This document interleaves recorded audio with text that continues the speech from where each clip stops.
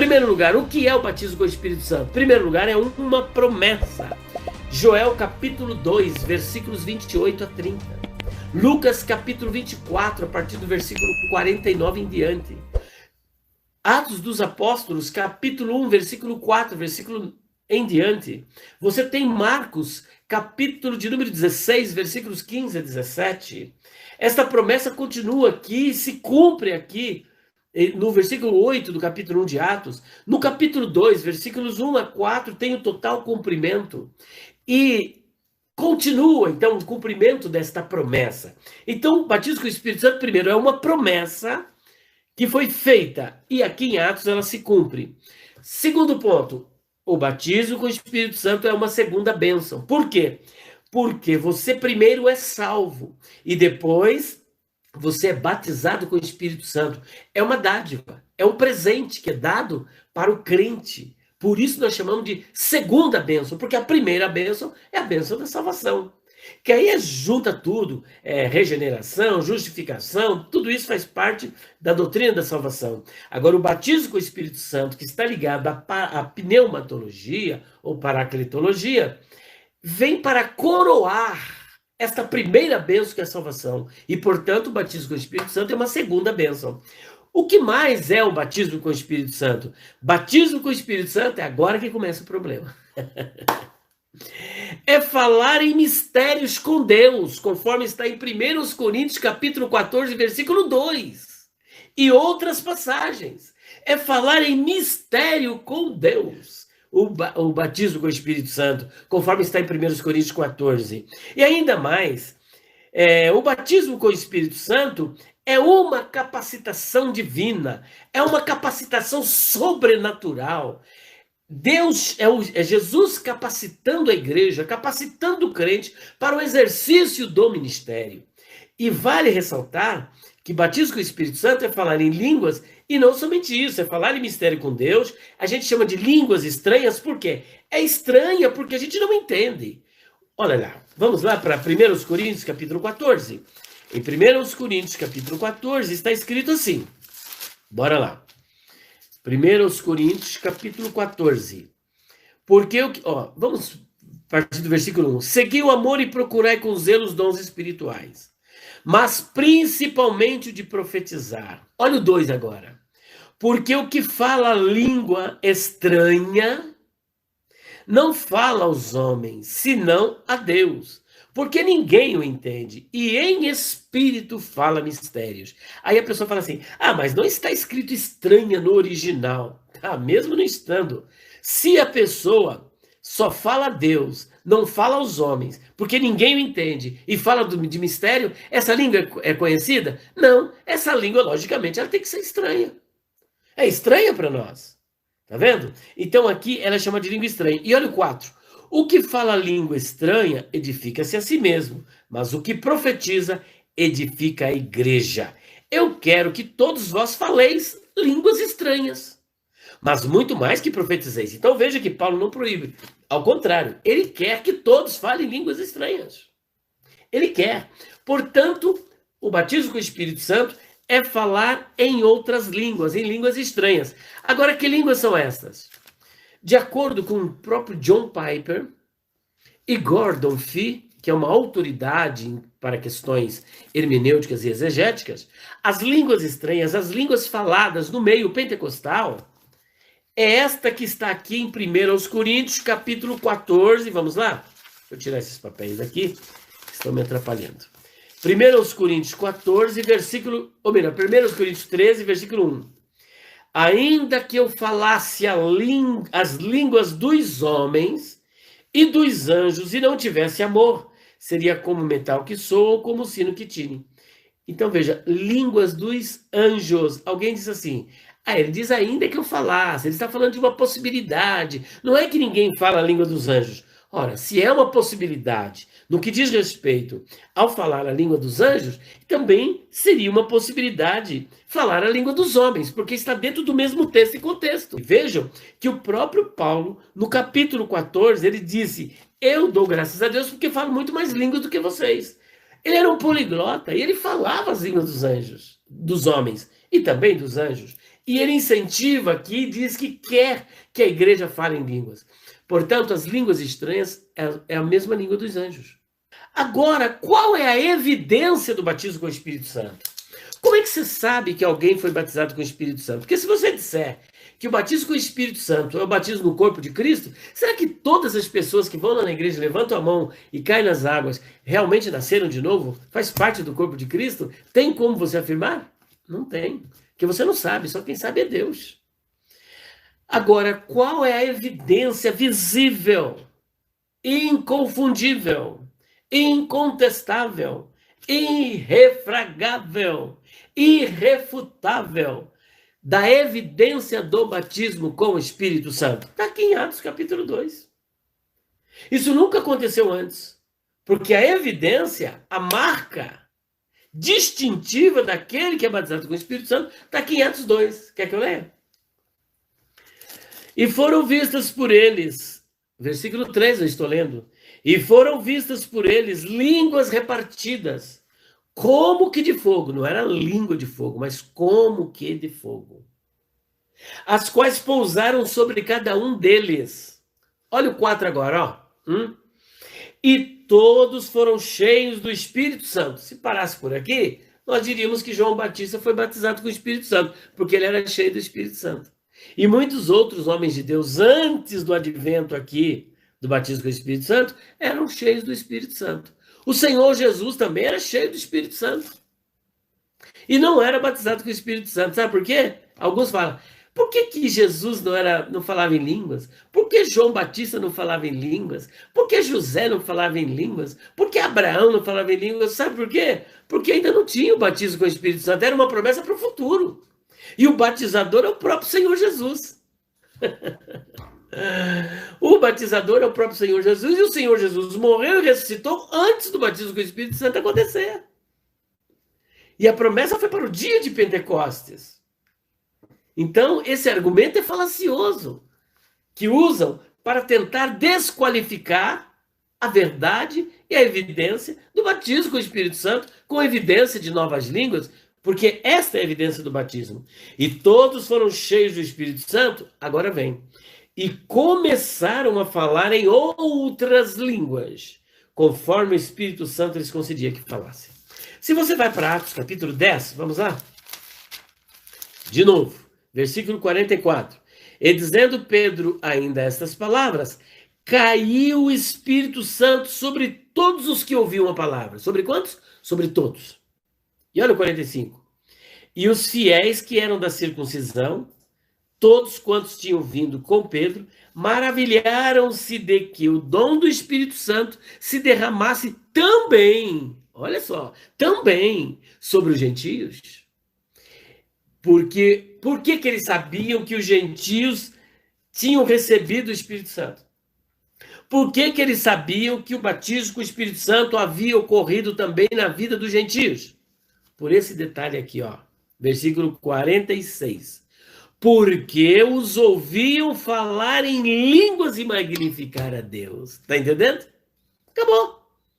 Respondeu então Pedro, pode alguém porventura recusar a água para que não sejam batizados estes que também receberam como nós o Espírito Santo? E para finalizarmos, Atos capítulo 19, versículo de número 2. Não, versículo de número 4. Deixa eu ver aqui. Perguntou então. É o 2 mesmo. Disse-lhe, recebestes vós já o Espírito Santo quando crestes? E eles disseram-lhe, nós nem ainda ouvimos que haja Espírito Santo. Perguntou-lhes então, em que sois batizados então? E eles disseram, no batismo de João. Mas Paulo disse, certamente João batizou com o batismo do arrependimento, dizendo ao povo que cresce no que após ele havia de vir, isto é, em Jesus Cristo. E os que ouviram foram batizados em nome do Senhor Jesus. É o que acontece agora. E impondo-lhes Paulo as mãos, veio sobre eles o Espírito Santo e falavam em línguas e profetizavam, ou seja, se profetizavam, magnificavam a Deus, glorificavam a Deus, exaltavam a Deus. Portanto, está aqui, qual é a evidência do batismo com o Espírito Santo? O falar em línguas. Sem falar em línguas, que essa é a evidência inconfundível. Se não falou em línguas, não foi batizado com o Espírito Santo. A primeira afirmação que eu queria fazer para você, com base no que eu tenho estudado até hoje na minha vida, é que dom de línguas não é uma língua ininteligível. O autêntico dom de línguas na Bíblia é a capacidade sobrenatural que Deus dá ao crente de falar uma língua com a qual ele nunca teve contato. Esse é o ponto principal que eu queria dizer para você hoje. Se você for aqui para Atos capítulo 2, eu queria que você desse uma olhadinha em alguns versos comigo. Primeiro no versículo 5, Atos 2, verso 5. Ora, estavam habitando em Jerusalém judeus, homens piedosos, vindos de todas as nações debaixo do céu. Todas as nações debaixo do céu. E se você vai para o versículo 15 a 17, você vai encontrar, antes, porém, aqui mesmo no versículo 6 em diante, começa a fazer uma relação a respeito da língua que eles ouviram. No verso 6 diz assim: quando, pois, se fez ouvir aquela voz, ali os apóstolos pregando, afluiu a multidão, que se possuía de perplexidade, porquanto cada um os ouvia falar na sua própria língua. Própria língua. E aqui no versículo 8, vem uma pergunta. E como os ouvimos falar cada um em nossa própria língua materna? O texto é claro. Os discípulos receberam o Espírito Santo. O Espírito Santo é quem distribui dons espirituais e deu para os discípulos ali no dia de Pentecostes o dom de falar línguas. E se você contar direitinho, você vai encontrar ali cerca de 14 nações. E cada um ouviu na sua própria língua materna. Isso é chave. É chave para você desvendar o mistério do Novo Testamento. O dom de línguas na Bíblia é a capacidade sobrenatural que o Espírito Santo dá para que alguém fale uma língua com a qual ele nunca entrou em contato. E o propósito principal de dar esse dom é evangelístico, é levar a mensagem para as pessoas. Deixa eu dar um exemplo para você. Suponhamos que eu esteja fazendo uma viagem e dentro de um avião senta ao meu lado um russo. E eu, desejoso de partilhar o evangelho com ele, mas sem falar uma única palavra russa, o Espírito Santo poderia dar o dom para mim. E eu conversar com ele como se eu estivesse conversando em português. Eu falaria com toda simplicidade e facilidade, e ele me ouviria em russo. Isso é o dom de línguas.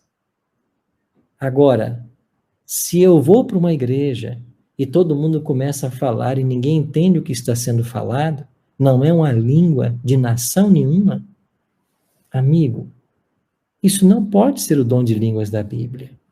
Isso não pode. Mas, pastor, aqui em 1 Coríntios 14 não fala de que quem fala em outras línguas, que fala a Deus, fala a mistérios. Veja, o que Paulo está fazendo em 1 Coríntios 14 é tentando corrigir o rumo da igreja de Corinto, porque eles estavam fazendo um mau uso do dom espiritual que alguns receberam. A cidade de Corinto era uma cidade cosmopolita. Haviam várias pessoas de várias nações. E ali Deus deu o dom de línguas para que essas pessoas fossem alcançadas. Mas agora começou a haver muita confusão, porque dentro da igreja, as pessoas começaram a falar em idiomas que os que estavam ali não entendiam. Eu vou dar um exemplo para você. Suponhamos que Deus me deu o dom de falar em russo para evangelizar aquela pessoa. E eu agora sei falar o russo perfeitamente.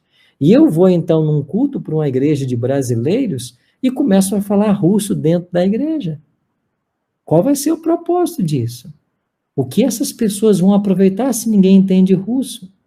E você está lembrado que o propósito principal do dom espiritual é para edificar e instruir a igreja? Se não há instrução, então o que Paulo está fazendo em 1 Coríntios 14, ele está tentando corrigir o rumo que a igreja de Corinto havia tomado. Eu anotei aqui pelo menos 12 pontos, eu queria passar com você rapidamente, com base em 1 Coríntios 14, que é o capítulo mais complicado para alguns, e Paulo diz assim: o propósito de Paulo em 1 Coríntios 14 é mostrar o lugar e a função do dom espiritual, e advertir contra o seu mau uso. Então, primeiro, o dom de falar em línguas é inferior ao dom de profetizar. Primeiro ponto. No versículo 1, Paulo fala isso. Quem fala em outras línguas se dirige a Deus e não a seres humanos, verso 2. Por quê? Porque se você fala em russo, em japonês, é claro que Deus vai entender o que você está falando. Mas e quem está ali e não entende essas línguas? Ele não vai ser edificado. Terceiro ponto, ninguém entendia o que falava em línguas, segundo o versículo 2. Por quê? Porque as pessoas estavam fazendo mau uso do dom, começando a falar língua no momento que não havia necessidade. E eu estou falando aqui de língua materna. Quarto ponto, quem fala está em espírito e em êxtase. Veja, algumas pessoas confundem essa questão de falar em espírito e estar em êxtase. Em Apocalipse 1, verso 10, você tem essa questão de êxtase de João, né? Quando ele diz, já achei-me em espírito no dia do Senhor, e ele começa a ter a revelação do livro do Apocalipse. Então, quando Deus se manifesta para os profetas, eles de fato ficavam em êxtase. E a pessoa pode ter um êxtase espiritual, e isso pode ser genuíno, pode ser autêntico, mas a pessoa começar a falar algo ininteligível, não ser língua de país nenhum, isso não se sustenta à luz da Bíblia. Um outro ponto, Paulo gostaria que todos tivessem o dom. Que dom? Dom de línguas, de falar uma língua materna de alguma nação. Um outro ponto, quem tinha o dom deveria orar para que pudesse alguém interpretar. Então, se tem alguém que fala o russo e ali também tem o outro que sabe interpretar, então esse podia continuar usando o seu dom se houvesse um intérprete. Mas se não houvesse intérprete, a mente fica infrutífera quando se ora em outra língua, indicando que a experiência não corresponde a um estado mental consciente. O dom deveria servir de sinal para os que não criam, não para os crentes. Então, os incrédulos, quando vissem aquilo, como aconteceu em Atos capítulo 2, não são esses aí galileus que estão falando, como estão falando a nossa própria língua. Isso era um sinal visível do poder de Deus atuando. O dom deveria servir de sinal, então, para que eles crescem. Devia ser usado somente se houvesse intérprete. E ainda no versículo 39, Paulo diz que não deve ser proibido. O dom de línguas não deve ser proibido. Claro que não, deve ser incentivado. E certamente toda vez que houver necessidade, Deus vai dar esse dom. Agora tem que haver necessidade. Se eu estou numa igreja no Brasil e todos falam português, qual é a necessidade de Deus me dar o dom de falar japonês? Nenhuma. E se eu começar a falar um monte de coisas que ninguém entende, quem é que está sendo edificado e instruído? Amigo, isso não se sustenta à luz da Bíblia. E então vem a questão, pastor, peraí. Quer dizer então que essas línguas estranhas, né, que são estranhas mesmas, ou mesmo, né, que acontece dentro de muitas igrejas, onde ninguém entende ninguém, onde todo mundo fala ao mesmo tempo, onde não há intérprete, onde a língua que é falada não é de nação nenhuma, não é francês, não é alemão, não é russo, isso não é o dom de línguas? Não. Você pode sim ter sido batizado no Espírito e nunca falar em línguas, porque a Bíblia está cheia de exemplos de pessoas que foram batizadas, cheias do Espírito e não falaram em línguas. Você quer ver um exemplo? Maria era uma mulher cheia do Espírito, ela não falava línguas. Você quer ver um outro exemplo? Estevão, um dos diáconos da igreja primitiva. Aliás, os 7 diáconos, a Bíblia diz que todos eles eram cheios do Espírito, e eles não falavam em línguas. Então não existe essa história de que falar em língua estranha é evidência que você foi batizado. Não. Ah, pastor, mas existem várias ocasiões na Bíblia que as pessoas foram batizadas e falaram em línguas. É verdade. Temos exemplos, vários exemplos, em Atos mesmo, capítulo 11, capítulo 19, vários outros capítulos. Mas lembre-se sempre, o dom de línguas ali falado nunca é uma língua ininteligível, nunca é uma língua estranha. É a língua de alguma nação. Às vezes com o propósito evangelístico, às vezes com o propósito de confirmação, como no caso de Pedro na casa de Cornélio, para que aos amigos de Cornélio e parentes falarem em línguas, Pedro se convencer de que o mesmo Espírito que havia dado o dom para ele, também deu agora para os gentios. E esse dom de línguas que eles estavam falando, que Pedro entendia, Pedro compreendeu que era um sinal claro de Deus para que ele aceitasse o gentio como parte da família de Deus. Portanto, eu estou falando para você que Deus quer batizar você todos os dias no Espírito. E quando ele batiza você, a evidência não vai ser falar em línguas, mas vai ser a produção dos frutos do Espírito, conforme ensinados em Gálatas 5, 22 e 23.